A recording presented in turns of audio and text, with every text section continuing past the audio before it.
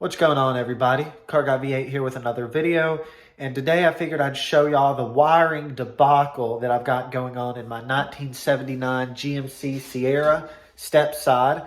And it's been a little while since I've shown this truck. The last time you saw it was in the steering wheel install. I think that was like 3 or 4 months ago. And there's a lot has happened with this truck since that time, and I figure now's time to actually start the official series, because I've got an engine at the machine shop right now that's going to be coming back hopefully next week. It's going to be a full rebuilt bottom end, and I've got some heads here. I've got a nice cam, and hopefully this thing's going to be a nice little street truck. I've got a Turbo 400, just ordered a 2800 stall converter for it. This thing's going to be pretty sweet, but now I've got to get the wiring in order, and I've been working on that some today and a little bit yesterday, and it is a debacle. You can't believe this stuff. You can't make it up. Everything I've gotten that somebody has messed with the wiring has just been terrible. Okay, so I'm going to flip the camera, and let's take a look and see what we've got. So let's just start with this random hot wire going to the solenoid on the starter. It's got a fusible link, but that went to nothing. I know it goes to something, but I've yet to find it. I've looked around, and so this thing was just laying on the concrete as soon as I took it off of the starter solenoid and just fell down. Nowhere to go that I've found. And that's just a drop in the bucket compared to a lot of this stuff. Such as, here's the positive battery terminal and the cable. This should go all the way down to the starter, or the solenoid, and it did. But they put some type of house wiring connector that connects a whole bunch of other wires to it as well. And I've never wired anything on a house, so I don't actually know what this is for. But they just had it wrapped in electrical tape. And it just looks terrible. So in a second, I'll show y'all what I've done wiring wise, because I've already wired up a new positive cable, negative cable, and all of that. But this was the wire going to the alternator. Sorry, I know I'm throwing stuff around and there's a lot of focusing going on with the camera, but that was going to the alternator. You can see, I mean, this is just terrible.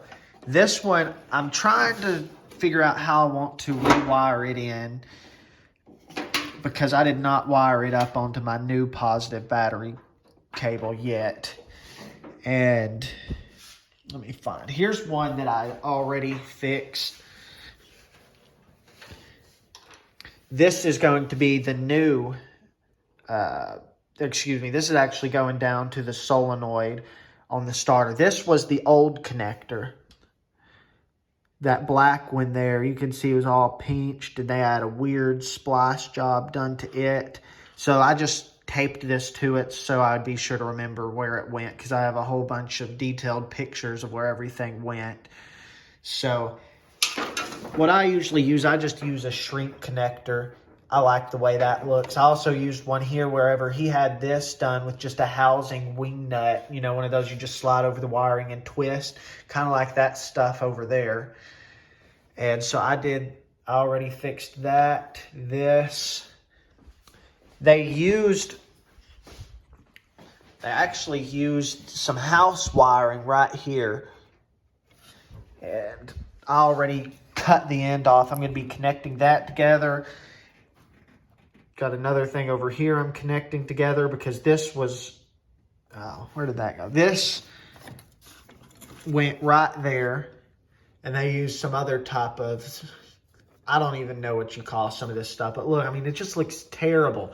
All electrical tape together. Now, I'm not an electrician, mind you, but this kind of stuff grinds my gears. So here's what else I've done. This is the stuff that's good, in my opinion. This is going to be the new battery cable. This is the alternator cable here. This one, I have yet to put it on yet, because I ordered a couple of connectors. Like, this is going to be going to the alternator. Come on, open up. Here's the negative battery cable. This right here is just going to be a ground. They did not have a ground coming off of the negative battery cable. And one of the other grounds was broken too, so they probably only had 2 grounds up there when there should be at least 4. And here's another wire that 2 more wires that I did. These are going to other places as well. But that's all the good stuff so far, other than what I showed you up there. And I'm just going through it, trying to make sense of a lot of it. Oh, here's a random ground. I never noticed that before. Got new motor mounts in there as well. A lot of junk I've got to clean up. A lot of it. We've got the Turbo 400 transmission.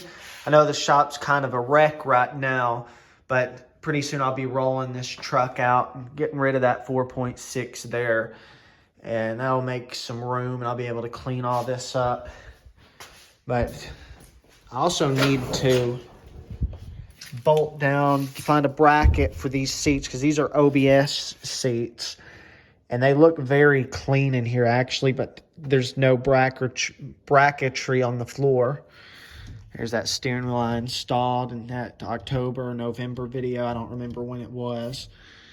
But that's pretty much it for this video. I just wanted to show y'all the wiring I'm doing, because I want everything to be right before I put an engine back in here. At least everything that's going to be connecting to the engine wiring wise, I want all of that squared away. That way I don't have to be crawling up under there redoing any work or anything like that. But guys, stay tuned, and we'll get back to this series really soon, hopefully within the next couple of weeks when my engine comes in, and I'll show y'all everything about it. It's going to be exciting. It's going to be a pretty potent small block.